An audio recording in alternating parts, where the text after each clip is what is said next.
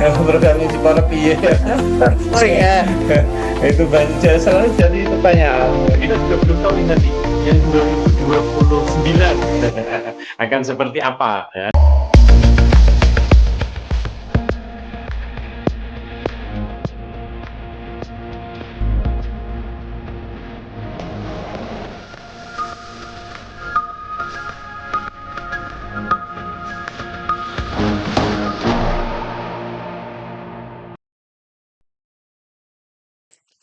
Hai teman pilih, kangen gak nih podcast kesayangan kalian? Akhirnya datang lagi. Selamat datang di Bilik Demokrasi, podcast resmi KPU Jepara. Tempat kita mengobrol serba-serbi tentang kepemiluan dengan gaya yang ringan, fun, tapi tetap tajam. Kali ini kita akan membahas seputar disabilitas saat pemilu dan di luar pemilu. Karena berbicara tentang demokrasi, bukan hanya tentang siapa yang terpilih, tapi juga tentang bagaimana setiap warga, termasuk pemilih disabilitas, mendapat ruang yang sama untuk berpartisipasi. Jadi, yuk kita dalami bersama bagaimana praktik inklusivitas ini benar-benar diwujudkan. Nah, kali ini kita sudah bersama 3 narasumber kita, teman pemilih, yaitu ada Ketua Pertuni, Bapak Muhlis dari Lebu Awu. Selamat datang, Bapak. Iya, terima kasih. Iya, kemudian ada kemudian ada Bapak Marzuki. Ya, beliau adalah mantan Ketua Pertuni, berasal dari Mantingan. Selamat datang, Bapak. Ya, selamat datang. Ya, dan kita juga bersama Ketua Divisi Sosialisasi Pendidikan Pemilih, Partisipasi Masyarakat, dan SDM KPU Kabupaten Jepara, Bapak Muhammadin. Selamat datang, Bapak. Ya, apa kabar? Alhamdulillah. Nah, Pak, kali ini kita akan membahas nih seputar disabilitas saat pemilu dan di luar pemilu. Pertanyaan pertama mungkin bisa saya langsung tujukan ke Pak Muhlis. Bapak, bisa dijelaskan sekilas saja nih Pak, bagaimana sih pengalaman pemilu 2024 yang kemudian beberapa bulan kemudian disusul pilkada? Bagaimana teman-teman disabilitas berpartisipasi dengan baik? Monggo Bapak. Ya, terima kasih. Saya akan menceritakan teman-teman disabilitas khususnya netra di dalam menghadapi pemilu juga pilkada 2024 kemarin. Sebenarnya untuk disabilitas netra sangat antusias, sangat senang, sangat ramai lah, meramaikan karena sudah beberapa kali mengalami berbagai hal tentang pemilu. Ya, Namun yang agak berbeda untuk tahun 2024 ini karena ditambah dengan pilkada. ya. Yang berbeda kan itu. Ya, Tapi kalau untuk yang lalu ya agak berbeda juga karena yang lalu itu tahun-tahun yang lalu, pemilu yang lalu ada 2019 ya, ada 2019. pilpres juga pileg. Ya, Ya, berbeda juga. Ya, Ya itu agak ramai juga.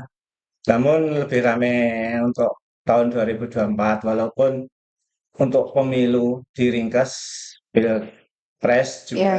pileg diringkas jadi satu, namun ditambah dengan pilkada. Jadi situasinya ya lebih ramai, lebih antusias, semangatnya lebih tinggi lah, lebih banyak.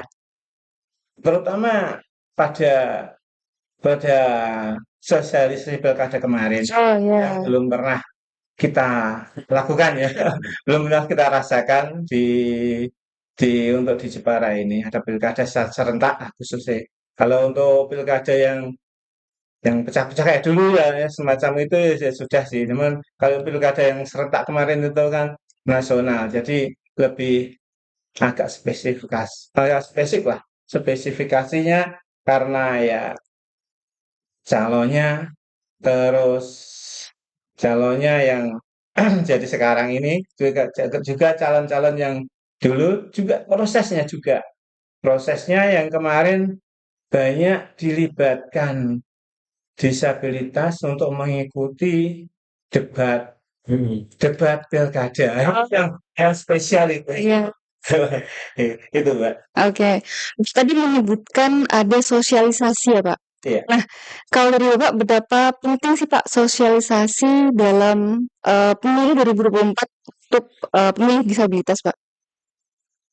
Sosialisasi baik pemilu maupun pilkada sangat penting bagi kami disabilitas netra karena ya ya sebenarnya sih kalau informasi sih banyak untuk di luar namun kalau khususnya untuk pilkada khususnya pilkada Jepara sendiri lah itu agak sedikit ya yang masuk dari kami yang masuk berita juga agak begitu banyak yang kami terima Ya. karena hanya dari KPU yang kemarin saya terima khususnya pilkada Jepara. Saya sih viral kok. Oke, iya, iya. yang agak minim informasi Hmm, untuk dari berita-berita nasional lah kayaknya sedikit gitu Kak. oke, oke. Oke, kemudian untuk Pak Marzuki nih Pak, Bapak bagaimana sih situasinya di teman-teman disabilitas selama mengikuti tahapan-tahapan pemilu maupun pilkada? Apakah tetap happy, tetap mengikuti tahapan-tahapan, tidak tertekan? Nah, monggo Pak, ceritakan. Iya, sepanjang yang saya tahu tetap happy ya, Iya. semangat dan punya niat dan tekad untuk tetap memilih ya. Meskipun ada prinsip-prinsip yang apa itu, kalau nggak ada ini nggak milih itu. Kalau disabilitas ya ada tapi nggak begitu banyak. Oh, ya. Nah, ketika saya jadi relawan pemilih dulu yang tahun 2019, nah itu Ya. saya juga karena saya itu sebenarnya di posisi itu mungkin kurang mampu ya, tapi saya berusaha semaksimal mungkin untuk bisa mengikuti teman-teman sebagai relawan. Jadi saya berusaha melakukan sosialisasi dengan pertemuan-pertemuan di kalangan orang awam juga di kalangan tunanetra. Jadi saya dari situ saya banyak tahu ya, tentang bagaimana masyarakat dalam mengikuti pemilu maupun pilkada. Oke. Nah, eh tadi Bapak disabilitas lainnya tetap happy ya Pak dan menikmati dalam rangkaian tahapan-tahapan pemilu, begitu Pak? Iya. Oke, nah kemudian nih pemilu kan beberapa kali menyosialisasikan dan memberikan pendidikan pemilih nih Pak ke teman-teman disabilitas. Dari teman-teman juga mendapatkan informasi pemilu itu dari mana sih Pak? Informasi pemilu maupun pilkada. Mungkin bisa Pak Muhlis yang jawab. Ya, terima kasih. Kalau sebenarnya informasi pemilu ya banyak kita dapatkan dari informasi dari berita-berita melalui yang sering kita pegang adalah gadget atau handphone. Oh iya. Ya itu banyak itu yang paling paling sering menemani kita ya itu informasi dari HP. Bisa mendengar ada aplikasinya gitu ya. Iya, ya misalkan itu ada screen reader pembaca layar. Oh, Jadi oke, untuk oke. menggerakkan layarnya tuh bisa dioperasikan dengan jari. Geser-geser, scroll-scroll bisa. Jadi bisa mengakses dari situ. Begitu. Oke, itu tuh ada aplikasi khusus atau memang fitur bawaan dari aplikasi sih Pak? Seperti itu. Itu fitur bawaan dari aplikasi Oh sebenarnya. ya. Dari HP lah khususnya. Baik dari Android, iPhone, iPad semua ada. Cuman kan untuk orang umum karena nggak diaktifkan jadi nggak di Oh, oke. ada disediakan di sana. Ya. Tinggal mengaktifkan saja. Baik, baik. Tapi kalau dari Muhlis nih Pak, dapat informasi pemilu maupun pilkada, seringnya dari mana Pak? Seringnya kalau dari HP jelas ya. Terus dari kumpulan-kumpulan RT. Oh iya, Saya iya, di iya. kampung ya ikut kumpulan RT karena jadi warga masyarakat. Situlah jadi adatnya kayak gitu ada tiap 1 bulan sekali ada kumpulan RT. Saya sering ikut karena diwajibkan harus ikut. Iya, iya. Dari sana ada penyuluhan, ada informasi dan sebagainya dari RT. Ada juga informasi dari saya melalui RT itu tadi. Oke, oke, baik. Kalau dari Pak Marzuki Pak, biasanya Bapak mendapatkan informasi pemilu maupun pilkada dari mana Pak? Iya di samping dari HP, dari televisi juga dari radio. Oh, radio ya. Radio pasti ada diberitakan ya mau baik calon-calonnya berapa Ya, ya seperti itu. oke. Eh, Made nih, kalau nggak salah di website KPU juga ada fitur yang bisa mendukung pemilih disabilitas ya, Pak. Boleh Ya, ya. diceritakan? Jadi memang Mbak Ines di website kami itu sudah bisa melalui apa namanya didengarkan. Itu Oh, memang untuk teman-teman tunanetra yang tidak bisa membaca itu bisa mendengarkan di depan aja atau dinyalakan sama dengan HP-nya Pak Mukhlis tadi ya. Itu oke. juga langsung bisa. Misalnya nanti diklik cap-jepara.kpu.go.id nanti itu di situ dinyalakan itu langsung suaranya itu muncul jadi Hmm. narasi nanti bisa baca. Oh, ada itu fiturnya untuk menyalakan sendiri. Iya, nyalakan suaranya bisa muncul ya. Itu yang berupa teks bisa Iya. dibacakan. Tapi saya ingin menambahkan beberapa hal tadi yang disampaikan Pak Mukhlis sama Pak Marzuki. Oh ya, Ini sahabat saya lama ini sejak saya di KPU itu sering berinteraksi dengan beliau-beliau ini. Ya mereka saya anggap sesepuhnya teman-teman disabilitas ya Pak oh, Mukhlis, Pak Marzuki ini termasuk yang disepuhkan ya di antara organisasi-organisasi disabilitas yang memang terjalin komunikasi dengan KPU. Yang iya. pertama tadi saya tertarik dengan yang disampaikan Pak Mukhlis.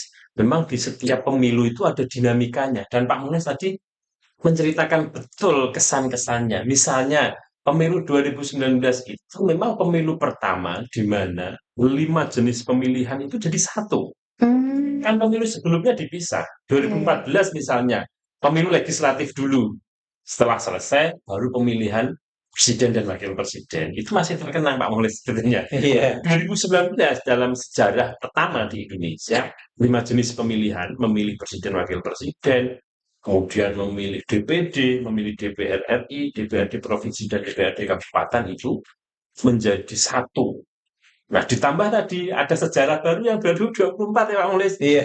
Sama pilkadanya, meskipun tidak dalam satu tarikan napas, tapi tetap di tahun yang sama. Tahun yang sama. Kan tahapannya memang beririsan. Artinya pemilu 2024 tahapannya itu belum tuntas tas-tas, itu tahapan pilkada sudah mulai nih jalan nih, Udah sudah mulai ya. mulai sosialisasi calon perseorangan lah, Iya, sudah iya. mulai lah. Itu kalau saya lihat apa simak dari yang disampaikan Pak Mukhlis itu sebetulnya tiap momentum sejarah itu butuh butuh sosialisasi. Karena Hmm, masyarakat kan adaptasi juga. iya, iya, Dari betul yang sekali. pertama pemilu dipisah, kemudian pemilu yang dijadikan satu di 2019, kemudian yang ada pilkadanya yang 2020, ini masing-masing punya dinamika eh, tersendiri. Artinya ini hal yang menurut saya kenangan-kenangan Pak Mulis ini. Dan kita juga belum tahu nih nanti yang 2029 Iya, iya.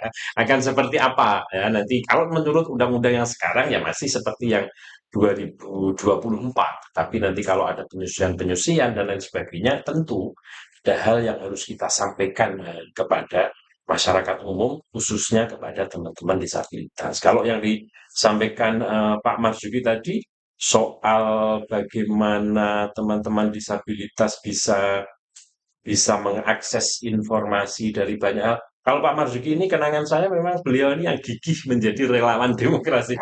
Yang Oh, 2019 ya Pak Marzuki ya. Ya, Yang 2024 relawan juga ya Pak.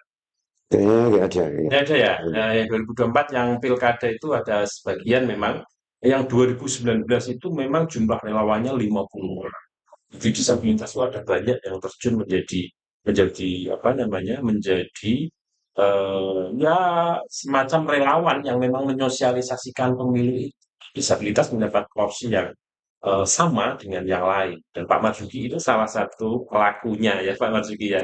Makanya tadi Pak Marzuki bisa bisa apa namanya bisa bercerita sepintas ya. iya. Tapi saya simak itu sebetulnya dalam ya. Maksudnya bisa bisa bercerita masyarakat itu ya tidak panik, ya happy-happy saja ya. Hmm, Happy saja mengikuti apa namanya kegiatan-kegiatan KPU, kegiatan-kegiatan yang terkait pemilu. Kemudian juga tidak tidak yang internal disabilitas ya, Iya. tidak begitu kemudian apa soal politik uang. Justru Pak Marzuki ini tadi bercerita, apapun yang terjadi di dinamika masyarakat, beliau sebagai relawan demokrasi dari disabilitas, kalau politik uang itu tidak boleh sesuai Ya. undang-undang, nggak boleh. Pak Marzuki tadi bilang gitu. Ya kami sampaikan itu gitu. Saya kira relawan dengan KPU ada dalam satu napas yang sama. Kemudian soal informasi-informasi tadi sebetulnya tidak hanya dari KPU. Kalau dari KPU kepada teman-teman disabilitas itu ya sesuai amanah regulasi ya. Kami Hmm. memang harus menjadikan segmen pemilih dari berbagai segmen ini harus terlibat. Ya, Nah, salah betul satunya sekali, Pak. memang disabilitas itu Mbak Ines. Jadi ada banyak organisasi ya Pak Masuki, Pak Mukhlis ya. Iya. Di sini selain Pertuni kan ada Bina Akses, ada Sahabat Diva, ada PPDI, ada Bina apa lagi? HWDI, banyak lah ya yang perempuan-perempuan yang itu juga ada. Terus ada yang teman-teman yang naik apa motor itu, Udah 3 ya. nah roda tiga itu teman itu banyak dan kami yang dari KPU merangkul mereka dan sebagian dari mereka melalui perwakilan untuk kemudian nanti bisa informasi-informasi pemilu maupun pilkada ini bisa terus didiseminasi, disebarkan ke anggota-anggota mereka. Setelah beliau-beliau ini tahu bahwa betapa penting tahapan pemilu diikuti, maka seperti yang disampaikan Pak Marzuki tadi, radio pun didengarkan, Iya, ya, gadget tadi Pak Muhlis juga menjadi salah satu favorit ya Pak ya. Iya. Salah favorit apa ruang untuk akses informasi. Dan tadi saya dengar juga Pak Mulis bilang bahwa penting sosialisasi ini penting buat disabilitas khususnya teman-teman bertuni karena mungkin karena ruang gerak kemudian akses-akses ada beberapa keterbatasan tapi tetap ada kanal-kanal yang beliau-beliau ini bisa masuk di dalamnya sehingga sosialisasi awal atau pendidikan pemilih awal yang disampaikan KPU itu menjadi semacam pengungkit gitu ya Pak ya. Iya. Membuka lah kira-kira, oh KPU sudah boom nih. Berarti teman-teman disabilitas meneruskan mencari informasi dari sumber-sumber yang beragam. Oke. Itu Mbak. Menarik sekali ya Pak, ternyata dari pemilu pilkada 2019, kemudian 2024, itu Ya. dinamikanya sungguh bervariasi ya. Ini nanti Pak Marzuki sama Pak Mulis beradaptasi lagi kalau ada perubahan. Ya, oke. Sudah biasa buat Pak Mulis maupun Pak Marzuki yang begitu-begitu perjalanannya sudah panjang. Oh iya. Bagaimana menyampaikan ke anggota-anggotanya sudah punya banyak pengalaman. Oke. Nah, pertanyaan selanjutnya nih Pak, untuk Pak Muhlis, Bapak, apakah ada upaya-upaya dari disabilitas, khususnya melalui berbagai organisasi nih Pak? Sebut saja Pertuni misalnya, apakah ada diskusi mengenai pemilu atau pilkada dalam grup WA atau diadakan pertemuan semacam itu Pak? Ya, terima kasih. Kalau untuk diskusi mengenai khususnya pilkada Iya. itu ada, tapi namun nggak sampai jadi pertemuan hanya melalui grup saja. Nah ini kan sarana informasi untuk daerah khususnya daerah Jepara ya, Iya. Jepara sendiri. Karena kita semua pasti pengen tahu salonnya siapa aja. Waktu itu saya agak lama itu. Oke. Kan calon-calon apa wae sih. Iya. Gitu. Terus programnya apa saja. Itu yang kami selalu ingin tahu itu sebenarnya dulu. Yang agak telat sebenarnya informasi masuk ke kita. Iya. Informasi khususnya pilkada lah. Pilkada untuk Jepara. Kayak ya selalu itu sopo yo. Programnya Jepara piye. Oh iya. Itu banyak selalu jadi pertanyaan. Memang kan ya karena ya gimana ya? Karena saat ini kan untuk yang pertama kali seperti pilkada serentak. Jadi informasi kan campur sana, campur. Iya. Sana ada semua. Ada semua. Kudus ada, Pati ada, Demak ada. Dan program mereka yang diunggulkan oleh mereka itu masing-masing. Untuk misalkan Jakarta Iya. ada yang menggratiskan ongkos untuk disabilitas. Transportasi umum maksudnya. Iya, transportasi umum untuk itu digratiskan ada. Namun kenyataannya nggak tahu itu kan program dulu. Kayak gitu juga di grupnya teman-teman disabilitas Iya, bahas ya iya, program-program calon itu ya. iya. Karena mereka juga berharap kan, ini ya enak ya. Masa apalagi khususnya untuk di wilayah Jepara. Akses angkutan umum kan sangat susah sekarang ya. Ya, Apalagi kalau hari Minggu. Apa nyekot bis itu sampai jam-jam Garuda. Sangat susah untuk khususnya untuk angkutan umum, apalagi Angkudes. ya, Malah nggak bisa mungkin dia dapat dari untuk khususnya ke Canggaan Jepara yang lewat Google Mandingan atau ini dari Canggaan ke Batara dulu dulu aja ya. nggak ada dan lebih banyak didominasi ojek sama motor-motor kecil. Oke, oke.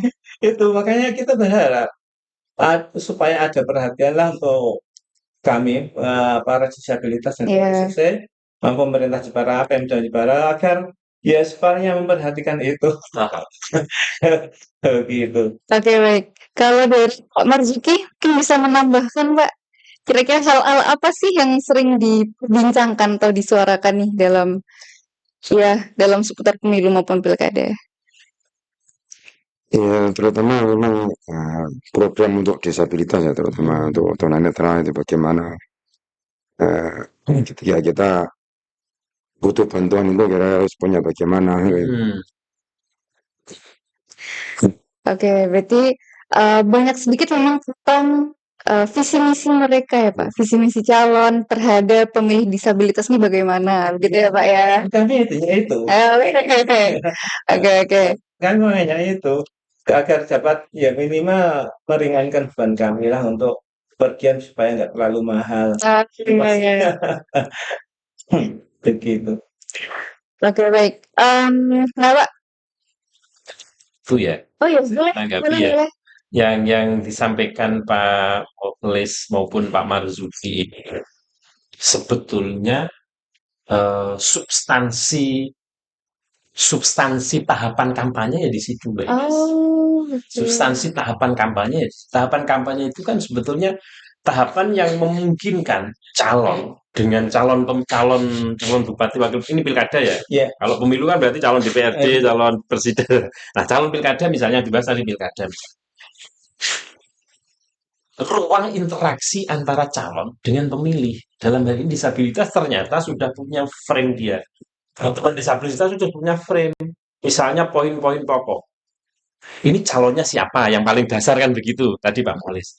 Nomor urutnya berapa? Iya. Namanya siapa? Baru begitu saja masih butuh penelusuran khusus ya Pak Molis ya. Iya. Belum lagi soal tadi yang disebut bahasanya Pak Molis itu program. Ya mungkin secara umum tadi Pak Marzuki sebut visi misi tadi. Ya, visi misi dan lain sebagainya. Nah, itu justru lebih panjang. Dan secara spesifik beliau berdua adakah calon-calon itu di masa kampanye itu saat mereka mengenalkan diri, saat mereka mencoba mencari simpati kepada pemilih itu punya program-program yang pro disabilitas. Bahkan tadi Pak Moles sampai berselancar sampai kemana-mana karena pilkadanya serentak ya Pak ya. Iya. Di Jakarta ada program ini, di sini ada program ini. Nah, ketemulah tadi soal keringanan-keringanan ya, janji-janji keringanan-keringanan dalam transportasi umum yang di Jakarta misalnya ya. Nah, yang di sini apalah itu yang teman-teman disabilitas anggap penting dalam proses pilkada itu. Karena itu akan menentukan pilihan kan ya Pak? Iya. Pertimbangannya kan memang visi misi. Saya kira di sini yang disampaikan Pak Marzuki maupun Pak Mulis itu bagian dari substansi tahapan kampanye. Jangan salah, teman-teman disabilitas itu punya daya kritis juga.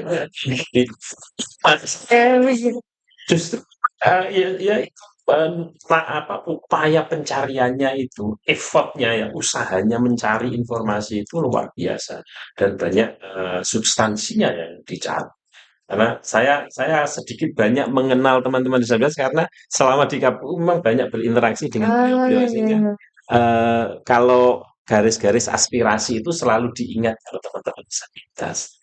Jadi misalnya angkutan itu yang tadi dirasakan Pak Mukhlis sudah mulai apa Pak, Ya, sulit ya sulit misalnya ya. ya, sulit ya, banyak ke kendaraan-kendaraan pribadi itu, bagian dari aspirasi. Apakah boleh bersuara begitu? Ya jelas boleh. Di dalam demokrasi, suara-suara masyarakat seperti ini bagian yang relate tetap Mbak Iya, Ines dengan betul sekali. pemilu maupun pilkada.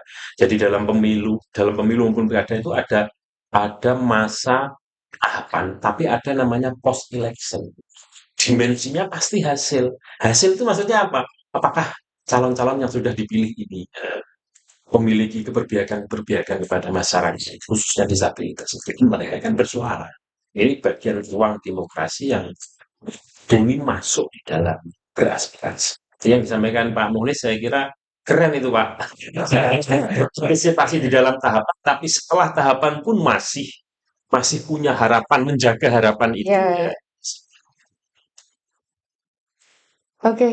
Nah, Bu, sekarang kita berbincang nih tentang di luar tahapan pemilu, Pak. Oke. Untuk Pak Mulis, Bapak ada nggak sih upaya-upaya pemberdayaan untuk disabilitas secara internal di luar tahapan pemilu maupun pilkada? Mungkin seperti ada keterampilan-keterampilan atau ada inovasi bersama atau wirausaha dan sebagainya. Boleh diceritakan, Pak? Baik, kalau untuk harapan-harapan kami atau mungkin angan-angan kami yang belum pernah terwujud, ya banyak sebenarnya. Namun yang sudah terwujud apa kita jalani sehari-hari itu baru sementara ini pelatihan-pelatihan yang kami geluti saat ini adalah profesi massage. Itu sering dilakukan. Kita bekerja sama dengan dinas sosial. Juga pernah ada sebagian teman kita yang ikut di dinas kesehatan di kesehatan. Oh, Puskesmas itu pernah. Itu sementara itu. Kalau harapan yang untuk keterampilan-keterampilan yang lain sebenarnya ada. Cuman untuk realisasinya saat ini belum belum belum belum terwujud ya. oh gitu, oke. Misalkan contoh untuk di tempat ini sebagai contoh ya, Iya. di daerah lain di Kudus ada yang bikin roti. Bisa sebenarnya bikin-bikin itu masak-masakan bisa. Oh iya iya. Iya, ada mereka bikin roti, ya, bahkan mereka juga mempelopori teman-teman, Iya. mengajak teman-teman untuk bikin roti dan kalau Jepara sebenarnya sih saya kepengen itu cuman untuk sementara ini nggak tahu masih berat langkahnya. Ah gitu, oke oke. Nah, kalau di Jepara sendiri kira-kira rencana atau keterampilan apa sih yang dari teman-teman disabilitas nih pengen banget, Pak, untuk dikembangin? Kebayangin masih sekitaran. Yang kita ingin kemukakan masih sekitar kuliner masakan. Oh, gue masakan ya. Oke oke. Misalkan sebenarnya kita dari basic kita direhabilitasi ketika waktu di asrama. Itu Iya. kan dibekali keterampilan bikin sapu, Iya, sulap, Oke. terus gantungan pot, iya. belikan kasur ya dulu yang manual itu ya. Yang pakai rotan itu. Yang pakai rotan itu Iya. juga. Itu teman-teman tertuni pun terlibat di situ. Iya, Oh. dulu bikin memang itu bekal dari sana. Kalau disabilitas yang lain, yang di luar yang tertuni itu kan ada hal-hal lain ya Pak ya? Iya, Kayak mebel gitu Mbak ini. Oh iya ya, Kak, intinya Jepara. Mebelan, ada yang apa ya, perdagangan-perdagangan yang lain lah ya, jasa-jasa yang lain ya Pak. cuman kalau untuk tunanetra Ya, ada. Oke oke. pemasaran itu ya masih di situlah. Tapi itu bagian dari Mbak Ines, pengembangan dirinya, sifat diri, kapasitas organisasi, bagian dari eksistensi teman-teman disabilitas. Akses ekonomi itu kan ya penting. Betul sekali. Dan selain akses informasi yang tadi dibahas itu, akses ekonomi juga penting. Kalau akses politik ya partisipasinya di pemilu maupun non pemilu masuk. Pak Marzuki kalau mau nagih-nagih lobby-lobby ya itu bisa politik ya itu bisa. Gimana ini misalnya kebijakan ya itu biasa sama teman-teman disabilitas. Kalau yang diceritakan tadi pelatihan-pelatihan di bidang ekonomi itu bagian dari moral ya memperkuat teman-teman disabilitas penting dan perlu didukung. Iya iya. Itu dulu sering Pak Marzuki ke kantor-kantor DPR, ke banyaklah ke Maksudnya bersinergi dengan pihak iya, lain ya, pemerintah misalnya. iya, banyak itu Nah, sering apa ke sana. Bekas terus politik itu loh yang ya, ke Bangpol. iya itu. Oke, Itu oke. dulu sering itu Pak Marzuki. Oke. Kalau saya agak belum ke sana. Iya, iya. Pak Marzuki itu lama ya Pak di Pertuninya ya? 10 tahun. 10 tahun. Kemarin berapa tahun tuh? Baru 1 tahun lebih sedikit lah. Nah, Oh, Marzuki baik-baik. 10 tahun. Ya, ya selamat aja sih. Tahun ya. Pak Marzuki memang ya. Ya, ketuanya 10 tahun Pak Iya. Marzuki 2 periode Sekarang di Dewan apa Pak? ngawas. Dewan Pengawas. Ya. Dewan Pengawas Pertuni Kabupaten Iya. Jepara. Oke, oke. Iya memang. Baik, keren sekali. Mungkin bisa ditambahkan dari Pak Marzuki upaya-upaya pemberdayaan lain Pak untuk disabilitas secara internal. Iya, terkait dengan keterampilan sebenarnya seperti bikin sapu Ya. dan yang disebut dari Pak Muklis tadi, sebenarnya ada yang ingin seperti itu, cuman bahannya ini di Jepara susah didapatkan. Oh, jadi terkendala di bahan. Lidinya itu. Nah itu susah, misalnya untuk sapu itu Aku itu loh yang pakai ya untuk lantai itu loh. Oh yang kolot. Iya.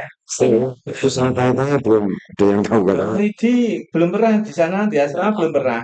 Iya belum kelot. Iya, sampai kelot. Yang pakai ini dulu juga pakai kelapa itu ya. Sangkut kelapa. Nah, itu kelapa ya. Itu di asrama juga diajarkan itu. Oke, baik. Nah, Pak Mahis, pada pemilu 2019, salah satu hal yang diperjuangin disabilitas adalah munculnya Perda Disabilitas di Jepara ya, Pak? Iya.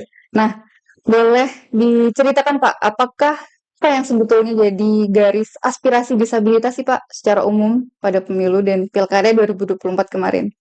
Sebenarnya kalau aspirasi kita disabilitas khususnya netra ya, atau mungkin secara umum khususnya kita ketahui netra saja dulu.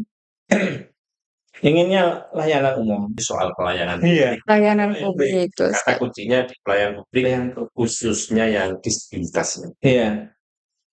Pelayanan publik itu bisa kesehatan, bisa macam-macam. Iya, sebenarnya wah itulah kesehatan jaga kecamatan juga, misalkan BNKTP dan sebagainya itu. Atau mungkin di Dikcapil saya beberapa sana sih. Iya. Kalau di Dikcapil. Bisa misalnya ya langkah-langkah organisasi bisa. Karena Pemkab itu nanti akan merespon saja komunikasi antara Pertuni dengan Pemkab. Itu bagian dari proses komunikasi KPK ya Ines. Jadi nanti Pertuni misalnya itu bisa berkomunikasi dengan Pemkab soal pelayanan, memberikan masukan. Seperti halnya Pertuni Iya. memberikan masukan-masukan ke KPU itu sama sebetulnya. Sama, itu bisa nanti langkah-langkah organisasi diusulkan istilahnya. Oke, baik. Nah, untuk Pak Marzuki, Bapak tentang disabilitas ini kan sudah ada. Jadi bagaimana sih harapan disabilitas terkait pelaksanaannya? Apakah teman-teman disabilitas itu ada ruang diskusi dengan pemerintah seperti itu? Kalau dulu ada tahun ya saya masih jadi ketua ada. Cuman setelah ini sampai sekarang setelah ada corona terus sampai sekarang saya nggak mendengar perkembangannya bagaimana.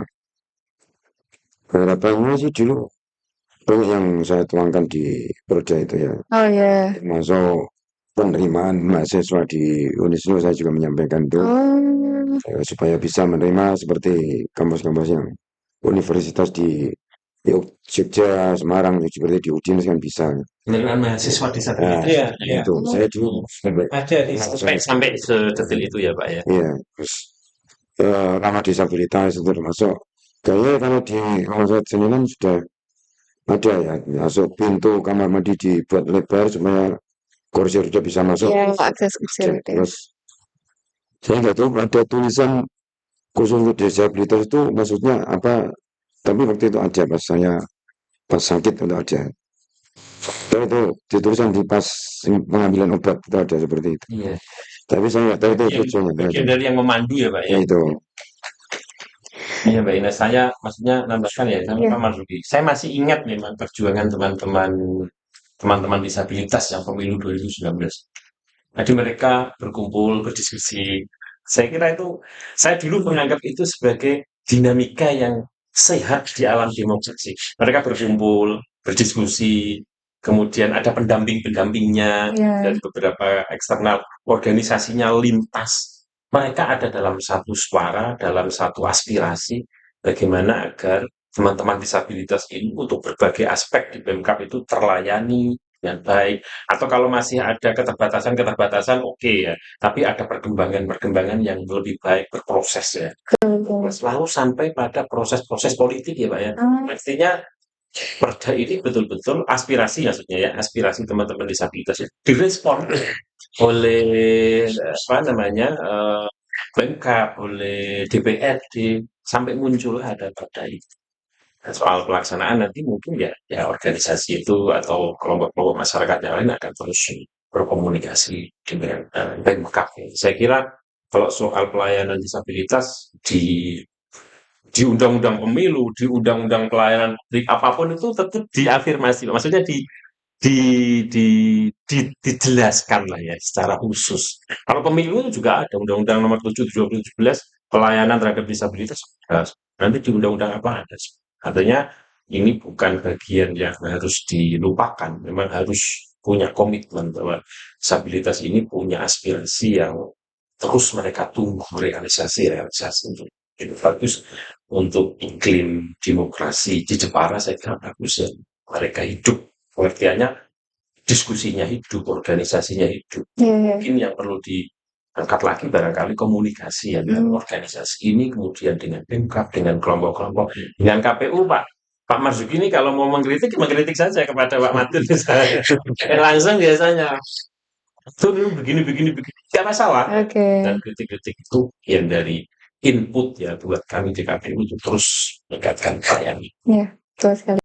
Kalau dari sisi jumlah yang disampaikan Pak Marzuki, misalnya ya di pemilu 2019 jumlah DPT disabilitas itu yang tercatat di DPT ya itu 1.517. Tapi di pemilu 2024, 5 tahun kemudian itu menjadi 3.000 sekian lah ya, 3.000 sekian. Jadi lebih banyak maksudnya yang terdata. Bertambah. Iya, Berdua kali lipatnya ya Pak. Ya, keterdataan ini makin komprehensif. Iya. Keterdataan itu memang beberapa kendala juga ya, tidak hanya soal keterdataan sebetulnya, soal kedatangan ke TPS misalnya juga masih ada ya Pak ya teman-teman disabilitas yang misalnya masih merasa belum datang ke TPS misalnya. Karena malu. Wah. Kalau 2019 ada angkanya Pak.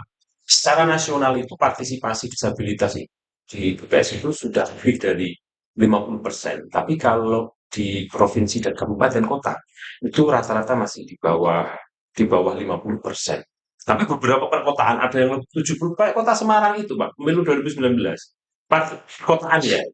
Partisipasinya tidak sampai 70%. Tapi yang apa namanya yang pemilu 2019 yang rata-rata yang paling atas banyak itu di angka 50%. Jadi faktornya misalnya kali Pak Mukhlis ngendikan faktor malu, faktor akses, macam-macam misalnya atau kondisi kedisabilitasannya ya Pak ya. Kalau kata Pak Marzuki, Pak Resmi kayak nggak ada kendala ya Pak ya. Nggak ada.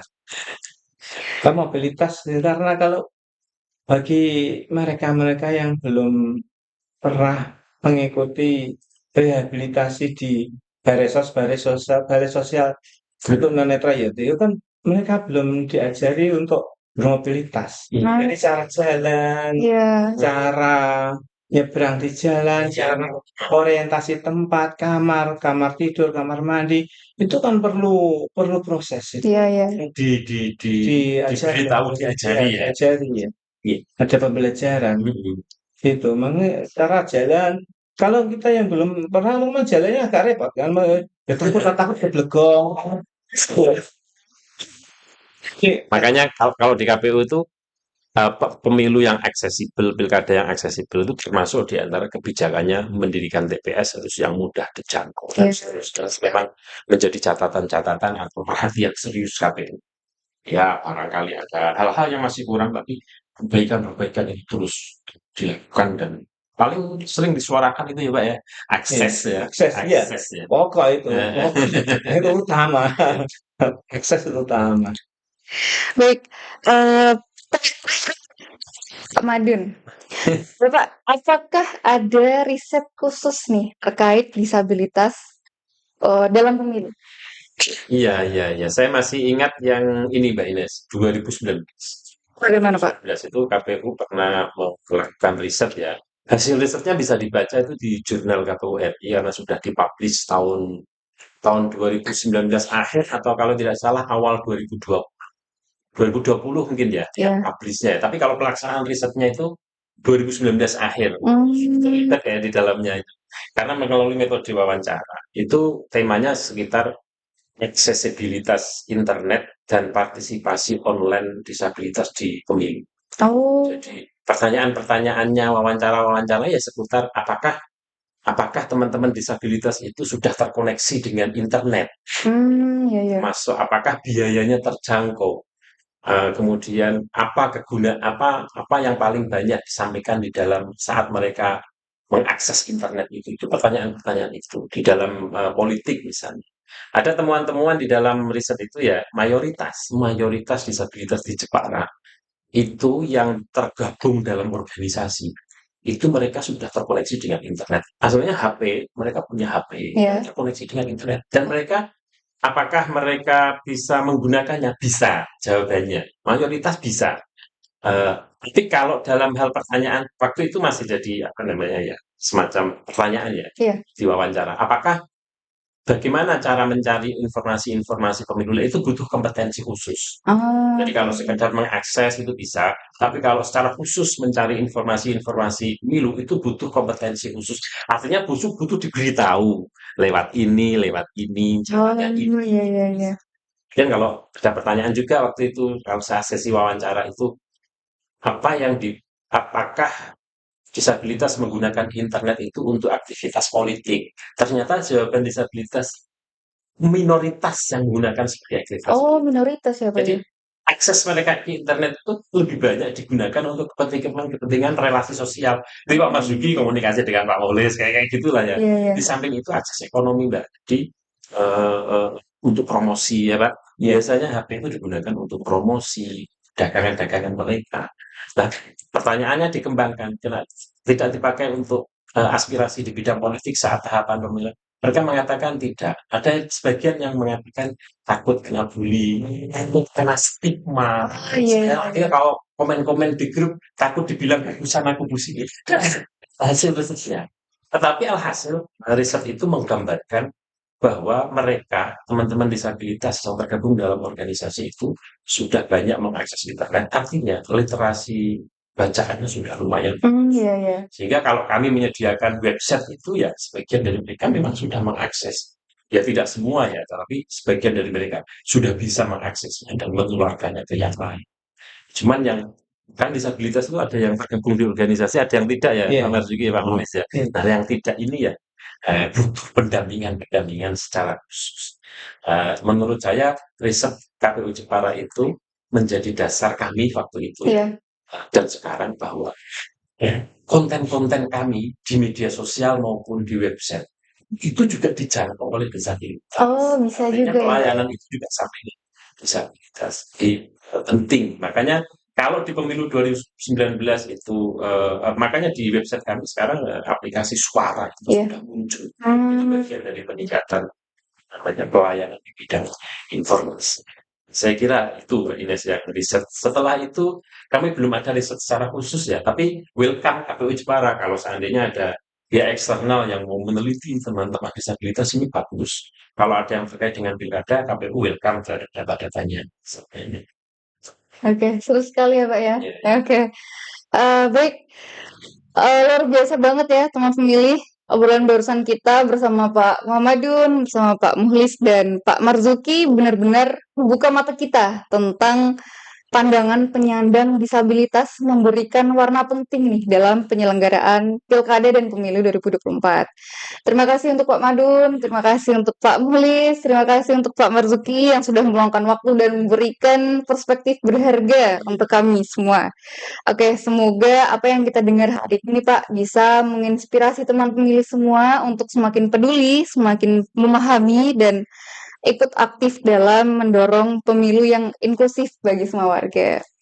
Sampai jumpa lagi di Bilik Demokrasi berikutnya. Tetap semangat, salam demokrasi, salam teman pemilih.